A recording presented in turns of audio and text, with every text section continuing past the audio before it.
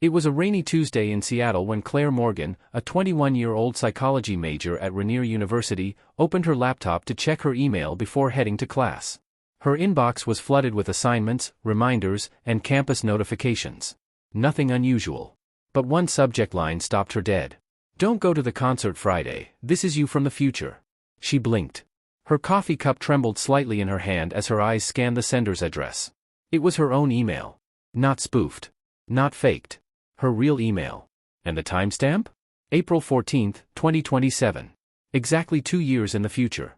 Heart-pounding, Claire clicked the message. The email was short and chilling. "Claire, you don't have to believe this. I didn't either the first time. But if you're reading this, you still have a chance to change something.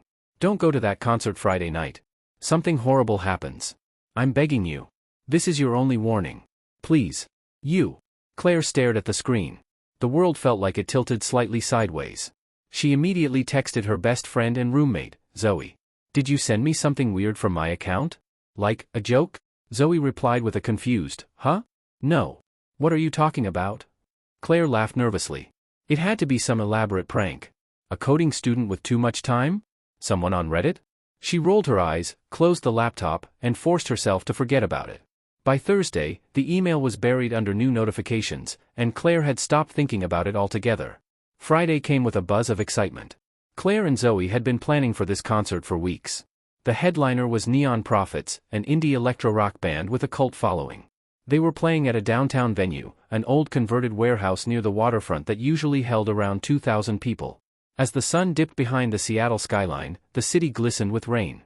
Claire pulled on her boots and leather jacket, still thinking vaguely about the strange email but brushing it off. How could her future self possibly send an email? It was ridiculous. They took the light rail to the venue, laughing the whole way. Zoe was her usual magnetic self, pulling Claire into selfies, teasing her about the guy she had a crush on, planning after-parties. The city lights bounced off the wet pavement like little stars. When they arrived, the line wrapped around the block. The crowd was massive, far bigger than anyone expected. Rumors flew that the venue oversold. Claire felt a twinge in her gut, like a distant memory trying to resurface. But the music was already pulsing inside, and the doors opened. That's when everything spiraled into chaos. Inside the warehouse, the atmosphere was electric. The crowd packed shoulder to shoulder, the walls vibrating with sound. Claire and Zoe fought their way to the middle, surrounded by a sea of strangers. The bass thundered in their chests. That's when the fire alarm was triggered. Some say it was a short circuit. Others say someone panicked. But the moment the red lights started flashing and the exit signs lit up, the crowd surged. People screamed. A stampede began. Claire felt herself being pushed, shoved, dragged. Bodies pressed from every direction. The air grew tight. Screams filled the room. Someone fell. Another tripped. And suddenly Claire was on the ground, trying to breathe as people stepped over her. "Zoe," she screamed, but her voice was lost. She fought her way up, blood on her hands, vision blurring. Sirens began to wail outside as first responders struggled to reach the venue. Claire was pulled out through an emergency exit by a paramedic and collapsed on the sidewalk, gasping for air. She was alive. But Zoe was not.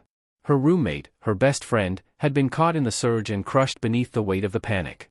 Later, investigators would call it one of the worst crowd disasters in the city's history. 3 weeks later, Claire sat alone in her dorm, the apartment still full of Zoe's things.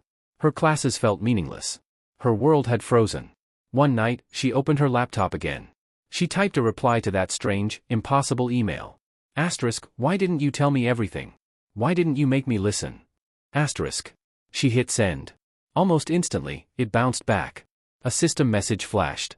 Delivery failed, this inbox is no longer accepting replies. You chose your path. Claire stared at the screen. Her hands trembled. You chose your path. She realized then, the email wasn't a warning. It was a loop. She had sent it. Or would send it. Someday. The future had already happened. And she was now the one who knew. The burden passed to her. The next time the email is sent, it will be from her fingers. She will send it again, hoping the next version of herself finally listens.